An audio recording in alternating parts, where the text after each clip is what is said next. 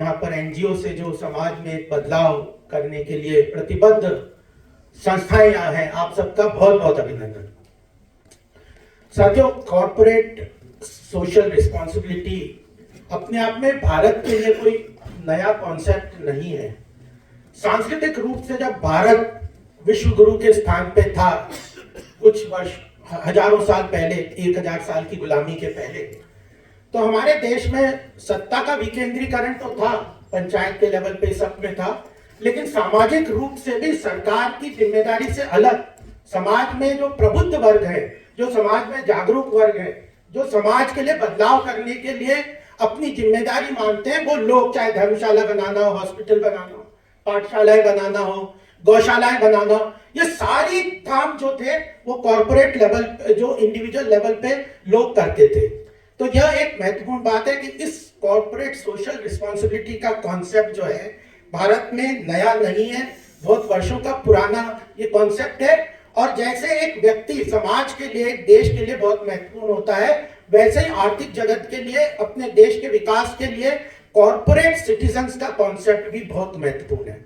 और जब ये सबसे पहली बात, मैं थोड़ी सी बात इसमें भी कहूंगा, क्योंकि मैं भारत पेट्रोलियम और कई प्रोजेक्ट के साथ, पीएसयूज के साथ भी जुड़ा हूं और भी कॉर्पोरेट वर्ल्ड के साथ, कि शुरू में यह जो सीएसआर का जो इनिशिएटिव है वो वॉलंटरी शुरू हुआ था। सरकार ने 2013 में तो कानून बनाया, लेकिन कॉर्पोरेट लेवल पे ये वॉलंटरी इनिशिएटिव के रूप में कॉर्पोरेट सेक्टर्स ने अपनी देश के प्रति जिम्मेदारी समझते हुए इसको शुरू किया। और जब सरकार ने देखा कि इसका बेसिक इंफ्रास्ट्रक्चर बन गया है, तो 2013 के जो अमेंडमेंट आया कंपनीज एक्ट में, उसके अंदर इसको लीगलाइज किया।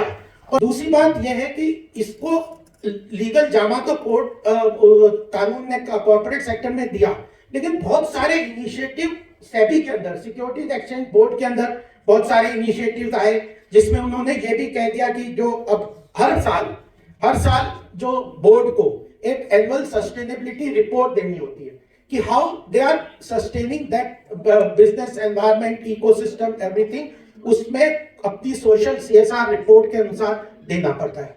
तो कॉर्पोरेट गवर्नेंस के अंदर भी ये महत्वपूर्ण है।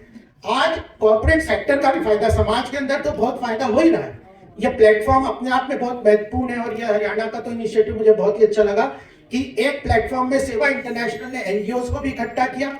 कई बार कॉर्पोरेट सेक्टर में जो है प्रोजेक्ट्स नहीं पता चलते, प्रोजेक्ट्स कौन से देने हैं, किसको देने हैं, उस फंड का एक बार ट्रांसफर कर दिया, उसके बाद उसका इम्पैक्ट असेसमेंट कैसे करना है, इम्पैक्ट असेसमेंट के बाद एसेट क्रिएशन हो रहा है कि नहीं हो रहा, एसेट क्रिएशन के साथ उसकी मेंटेनेंस हो रही है कि नहीं।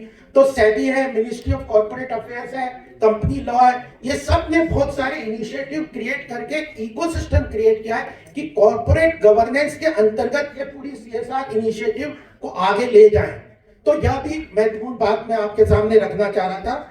और सबसे बड़ी बात है कि जब प्रधानमंत्री मोदी जी पिछले 10 वर्ष में उन्होंने पब्लिक सेक्टर अंडरटेकिंग्स में, अगर आप पिछले 10 वर्ष की पब्लिक सेक्टर अंडरटेकिंग्स की परफॉर्मेंस देखेंगे तो ट्रिमेंडस ग्रोथ हुई है, प्रॉफिट में, उनकी मार्केट वैल्यूएशन में, उनके सीएसआर के अंदर एफिशिएंसी के साथ उसको मॉनिटर करने का पूरा काम सरकार ने किया है। नीति आयोग ने एक तरीके से जो 112 एस्पिरेशनल डिस्ट्रिक्ट को आइडेंटिफाई किया है कि 112 एस्पिरेशनल डिस्ट्रिक्ट के अंदर हमें कौन कौन सी एक्टिविटीज को लेके जाना है, education, health, nutrition, poverty alleviation.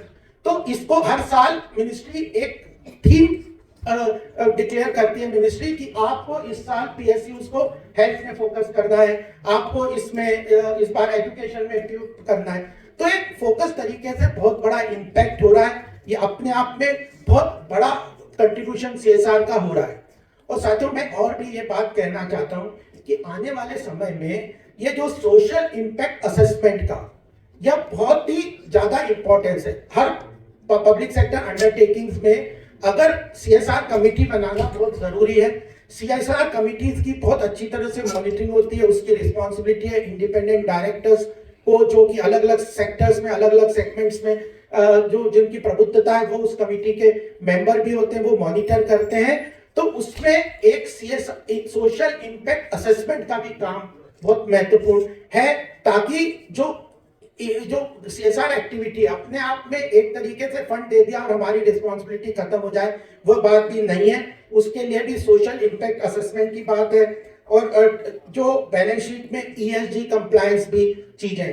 तो एक और भी हमें कॉर्पोरेट सेक्टर के यहाँ के कई लोग हैं, ये बात भी ध्यान में रखनी चाहिए कि जैसे जैसे इंडिया की इकोनॉमी ग्लोबल लेवल पे एक्सपैंड कर रही है, बढ़ रही है, तो बैलेंस शीट में अब FDI भी आता है, फॉरेन इन्वेस्टमेंट भी आते हैं, बहुत सारे कॉर्पोरेट फंड्स इंटरनेशनल लेवल पे काम करते हैं। तो उन लोगों को भी इसका जो बैलेंस शीट में ESG कंप्लायंस है कि नहीं, सस्टेनेबिलिटी रिपोर्ट है कि नहीं, एनवायरमेंटल कॉस्ट को प्रोजेक्ट इवैल्यूएशन के अंतर्गत आपने इंटरनलाइज करके बैलेंस शीट के अंदर डाला है कि नहीं, ये सारी चीजें भी ये रहते हैं। और इसी के बेस पे आने वाले समय में इंटरनेशनल ट्रेड बैरियर्स भी आने वाले हैं। तो मैं ये कहना चाहता हूं कि केवल ये बात नहीं है कि NGO के माध्यम से सामाजिक क्षेत्र में जो काम कर रहे हैं उन लोगों ने समाज में बड़ा बदलाव किया है, सोशल एंटरप्रेन्योरशिप को डेवलप किया है, सोशल आने वाले समय में अलग अलग सेक्टर्स में एक्टिविटीज को डेवलप किया है, एस्पिरेशनल डिस्ट्रिक्ट में बहुत काम किया है, लेकिन उन सबका भी इसका कोलैटरल बेनिफिट बहुत ज्यादा हो रहा है। तो यह चीज भी हमारे ध्यान में बहुत अच्छी तरह रहनी चाहिए। और एक आने वाले समय में एक और चीज बहुत अच्छी सरकार ने हमारे मोदी जी के नेतृत्व में यह काम किया, मैं भी उस कमेटी में था, कि एक सोशल स्टॉक एक्सचेंज लेके आ रहे हैं। सोशल स्टॉक एक्सचेंज के माध्यम से NGOs को क्लाउड फंडिंग बहुत सारी आती है, बहुत सारे लोग हैं जो अच्छा काम भी करना चाहते हैं लेकिन उनको प्रोजेक्ट के बारे में नहीं पता है।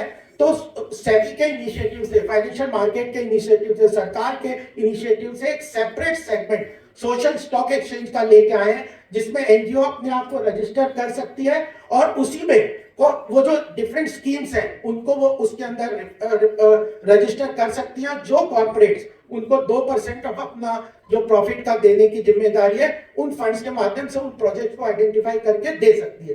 तो मेरा ये कहने का तात्पर्य है कि प्रधानमंत्री मोदी जी के नेतृत्व में सरकार बहुत महत्वपूर्ण तरीके से कॉर्पोरेट सिटीजन्स की रिस्पॉन्सिबिलिटीज को तो इम्प्रूव कर ही रही है, ट्रांसपेरेंसी को लेके आ रही है। एक MCA ने एक पोर्टल भी अपलोड किया, बनाया है, जिसमें CSR एक्टिविटीज को पूरा डालना पड़ता है। इन सब चीजों को लेते हुए एक पूरा इकोसिस्टम तैयार हो रहा है, एक इकोसिस्टम बन रहा है, उस सब के हम सब पार्ट हैं। इस आज इनिशिएटिव में हम सब यहाँ रुके आए हुए हैं, तो मुझे लगता है कि ये बहुत महत्वपूर्ण इनिशिएटिव है।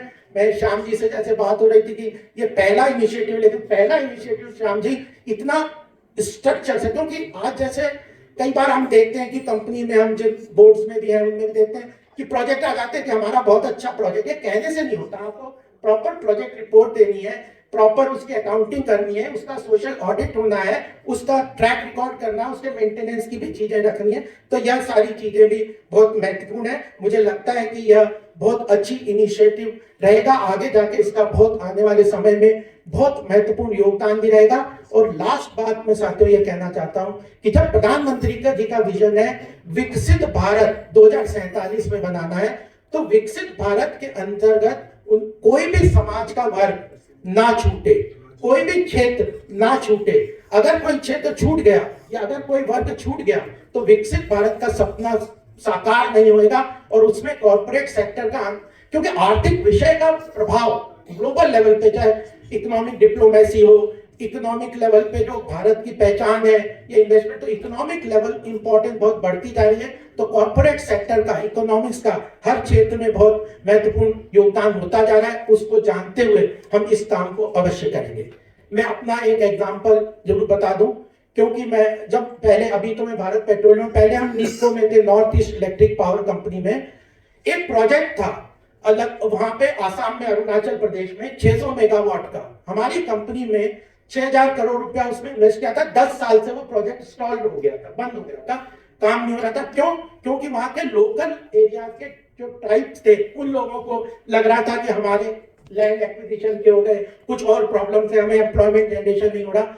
जब हमारी कंपनी ने फोकस तरीके से उनको अब अंडर CSR मकान बना के दिए, उनके स्कूल, एजुकेशन, हेल्थ वगैरह के लिए काम किया, 10 साल का स्टॉल्ड प्रोजेक्ट, वो जिसमें कंपनी को लगभग 90 करोड़ रुपया साल का इंटरेस्ट का लॉस हो रहा था और देश को 600 मेगावाट का जो बिजली प्रोडक्शन थी वो नहीं हो पा रही थी। वो स्टार्ट हो गया। प्रधानमंत्री जी ने खुद जाके जो प्रगति करके जो उनका इनिशिएटिव है कि स्टॉल प्रोजेक्ट को फोकस तरीके से हम करेंगे, तो अरुणाचल प्रदेश में वो प्रोजेक्ट चालू हुआ।